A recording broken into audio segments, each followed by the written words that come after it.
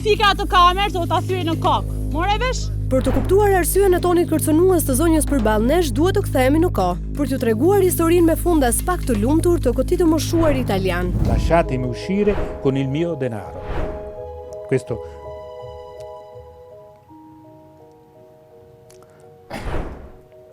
per me erano momenti drammatici questi qua. Ecco perché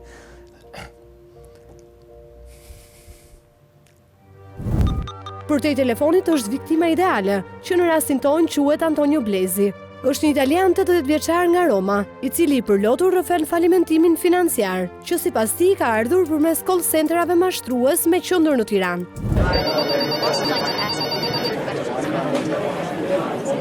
Salve, buongiorno, sono Ana, direzione crediti, come posso essere utile? era una signorina, eccetera, che mi aveva convinto dicendomi che c'era una società nell'ambito della BCE. Ho cominciato a fare trading online con l'account manager signor David Adams, questo era il nome, almeno quello che lui mi ha detto essere il nome. Strategjia ishte në formën e një stafete ku fillimisht klienti kontaktohej nga një operatore e cila i prezantonte ofertën. Më pas, vinte radha e brokerit që operonte në shuma të vogla dhe në fund çdo gjë kaloi në duart e konsulentit financiar, i cili e shtynte të investonte disa fish më tepër. Prima con piccole somme, 200-500 euro. E loro su questo ci giocano, loro ti lasciano, capito, tutto il tempo. Questa è la strategia. E successivamente anche con 5.000 e fino a 10.000 euro. Forex ka ekzistuar me vite nëpërmjet bursës Wall Street apo bursës së Londrës, domethënë, por bëhesh Forex në mënyrë legalisht. Ndërsa izraelitët gjetën një mënyrë të tretë me 5.000 euro hap një platformë, thjesht me qëllimin për të mashtruar klientët. Tu hyn në mes partneri i call centrave në Shqipëri. Izraelitët kanë bërë një lloj marrëveshje që çdo lek që klientët erdhin tek kjo platformë nuk arrin të 300 lekë. Në fillim Antonio mbetet i kënaqur nga puna e David. Fiton disa herë dhe kjo i shton besimin tek konsulenti i tij financiar. Por kjo zgjat pak dhe shumat e fituara nisin të humbin një nga një. Bilanci i lojës për Antonio nuk është më aq i mirë, por mund të konsiderohet ende i rikuperueshëm deri kur Per qualche settimana David andò in missione, così mi dissero, e subentrò questo Adam. Questo Adam prese entrò nella mia piattaforma, dalla sera alla mattina mi bruciò 88.000 euro. Antonio mbet brenda një nate të vetme 88.000 euro, duke ndjekur këshillat e mashtruesit shqiptar nga ana tjetër e telefonit. Si kompensim ndaj dëmit të shkaktuar, titullarët e call centerit largojnë me njëherë nga puna Adamin, personin gjoja përgjegjës për dëmin e shkaktuar klientit të tyre italian. Dhe lajmin ja komunikojnë me entuziazëm Antonios, tashmë të rënuar financiarisht. Në fakt, Adam nuk është asgjë tjetër përveç se emri i artit i mashtruesit të radhës, i ngarkuar me detyrën e zbrazjes së shpejtë të llogarisë së klientit, mision të cilin e kryen brenda disa orësh. Dhe Antonio, megjithëse i dëshpëruar nga gjithë çfarë ndodhi, sërish shpreson. A inizio la seconda fase, mi fu affidato di nuovo David come account manager e con il solito ritornello: investi, non puoi perdere tutto il denaro e riproviamo piano piano. Ho versato prima 5.000 euro e poi altri 2.500. Antonio e çon llogarinë e tij në 17.900 euro. Në këtë moment kërkon të tërheq një shumë prej 5.000 euro në mënyrë që të vazhdojë të luajë në bursë shumën e mbetur, por këtu përballet me një tjetër surprizë të mashtruesve. A questo punto loro mi dissero che per attivare il meccanismo del ritorno del denaro, il prelievo era condizionato a un volume di movimenti di ulteriori 500.000 euro. Una pazzia. Strategjia e mashtruesve është e qartë. Ata ngrej stekën në maksimum që viktima të pranojë një akord prej 10.000 eurosh, madje duke ja quajtur këtë si një nder që po i bëjnë. Në këtë pikë Antonio kërkon që të rikthehet e gjithë shuma prej 17.900 euro që kishte në llogari dhe të mbyllte çdo gjë me personat që po e mashtronin. Ma io in quel momento mi sarei accontentato. Datemi quello e io me ne vado. Non voglio più niente. Lasciatemi uscire da quella che considero ormai come una gabbia. Per me era una gabbia. Antonio, përveç se i rënuar financiarisht, ka pësuar edhe një goditje të rënd psikologjike. Por kjo si ndalon as pak mashtruesit të synojnë zbrazjen përfundimtare të llogarive të tij. Pak më vonë, David e telefonon sërish klientin duke u justifikuar se faji është i sistemit bankar dhe se madje po zihet me eprorët që ata të heqin dorë nga kushti për të investuar plot 500.000 euro. Mi disse: e se vogliono importi una cosa del genere vuol dire che non hanno fiducia in me, lui diceva. E quindi se non ti lasciano uscire con il capitale, io, David, darò le dimissioni. Edhe këtu një tjetër strategji mashtrimi për të fituar besimin e viktimës. Dhe praktika e Antonios i besohet kësaj radhe Ryanit. Ryan vazhdon me avazin që pa 500.000 euro investim, Antonio nuk mund të tërhiqte asnjë cent. Në këto kushte, Antonio njofton Ryanin se kishte nisur betejën ligjore për të rikuperuar kursimet e tij, por këtu përballet me surprizën. Mi avete risposto che non mi conviene perché avete sufficiente forza per farmi pentire di averlo fatto. Mi minacciarono. I gjithë ky operacion me metoda stimulimi nga një skuadër mashtruesish me qendër në Tiranë do t'i kushtonte 80 vjeçarit italian shumën prej. Por sa është e mundur që ata të cilët mashtruan Antonio Blezin, pensionistin 80 vjeçar nga Roma, të jenë shqiptar? Ku e bazon ai denoncimin që bën?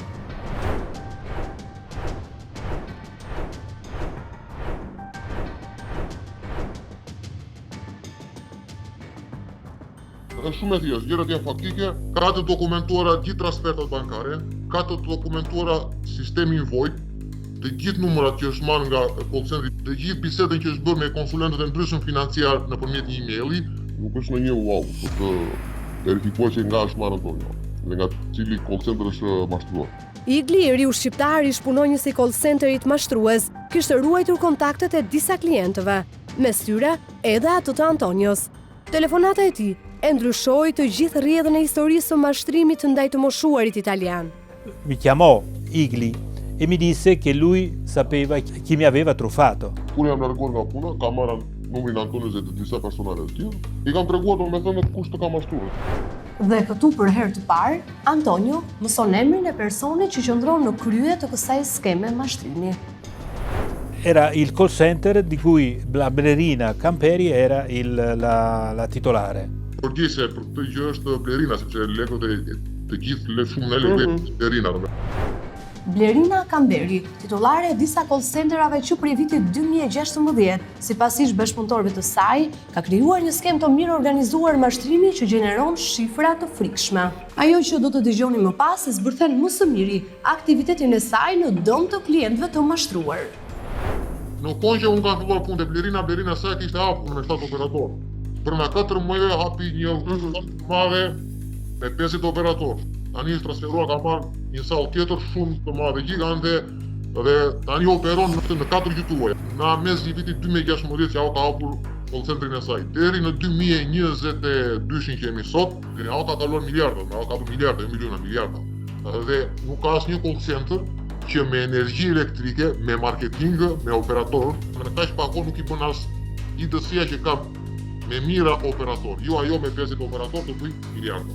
Në kaq kohë të shkurtër. Igli mi detto anche il numero del ballerina e io telefonai e gli dissi quello che era tutto sommato accaduto, però lei mi chiuse il telefono e non l'ho più potuta sentire. Pasi kemi dëgjuar dhe mësuar kaq shumë për të, mendojmë se ka ardhur momenti të atakojmë Blerinën.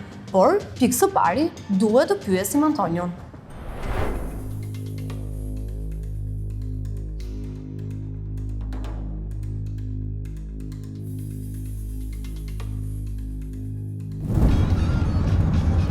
Nga informacionet që kemi marrë, Blerina është një tip që nuk del shumë, prandaj na duhet të kalojmë orë derisa ta gjejmë, ndërsa ka dalë në një xhiro darkë në zonën e liçenit. Këtu, Antonio i afrohet. La signora Blerina Camperi? È lei? No, sì, mi hanno detto di sì. Si? Nuk je ti Blerina? Je sigurt? Io sono Antonio Blesi. Se lei accetta un minimo di confronto con me oppure... Cioè, mi sembra molto strano che tu apri un caso perché ti dicono delle certe persone di una persona che magari la odiano. Është e njëjta Blerin që sipas Antonios fillimisht ka pranuar të kontaktojë me të. E ka pranuar problemin, madje ka aktivizuar edhe avokatët për të bërë negociata, ndërsa sonte pretendon se pas gjithë kësaj fshihen persona që e urrejnë. Io la denuncia l'ho fatta intanto perché avevo subito una truffa. Pasi më parë mohoi identitetin e saj, e prisnim që Blerina të mohonte edhe mashtrimin e Antonios, por disa pyetje i kemi edhe ne për t'ia bërë. Blerina Kamberi? E njëni Antonio Blesi? Në vitin 2018 ju ka telefonuar dhe ju ka kërkuar të ktheni parat mbrapsht. Ju e keni mashtruar përmes bursave ilegale. Ju ushtroni një biznes ilegal me bursa, ndërkohë që e keni të regjistruar për marketing. Blerina, i keni marrë 100.000 euro. Blerina, nuk janë pak. I keni marrë të gjitha kustimet e jetës. Blerina. No, non sto parlando di nessuna. Blerina, ti je shqiptare, mund të flasësh shqipe dashur. Pse nuk ja ktheni parat Antonio Blesit? Blerina, pse? A mund të më thuash, janë 100.000 euro. E keni marrë kursimet e jetës, ndërkohë që ju fare mirë dini që ka dhe një fëmijë të sëmurë. Blerina, nëse nuk ke diçka për të fshehur, nuk ke pse mbulohesh e dashur. Nuk është nevojë të bësh këtë intervista, unë nuk kam të bëj fare me këtë histori, kështu që le të merret e gjithë prokuroria dhe gjithë çështja, okay? Kështu që nuk është nevoja fare të më filmosh. Blerina, ka dhe denoncime të tjera. Dakor, Antonio do ju bëj shembull, po me të tjerat do i ktheni parat. Absolutisht jo. E keni shumë gabim, është gjitha një fars, kështu që këtë gjë le ta jetoj prokuroria, jo juve, kështu që pik. Po dhunon të drejtën time si qytetare. Fike atë kamerë se do ta thyej në kokë. More vesh? Fike atë gjën po. Në të njëjtën mbrëmje pas këtij takimi me Blerinën, Antonio Blezi bëri kallëzimin në policinë e Tiranës, ndërsa ditën e nesërme ai u ndalua nga agjentët e krimit ekonomik. Pak orë më vonë, policia njoftoi arrestimin e saj.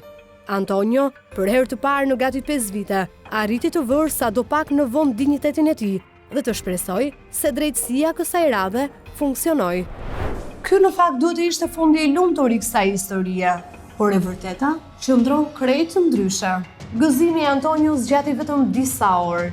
Pas 2 ditësh në qeli, Blerina Kamberi u la sërish e lirë. Gjykatës nuk i mjaftuan provat për vërtetimin e aktivitetit të saj të jashtëligjshëm.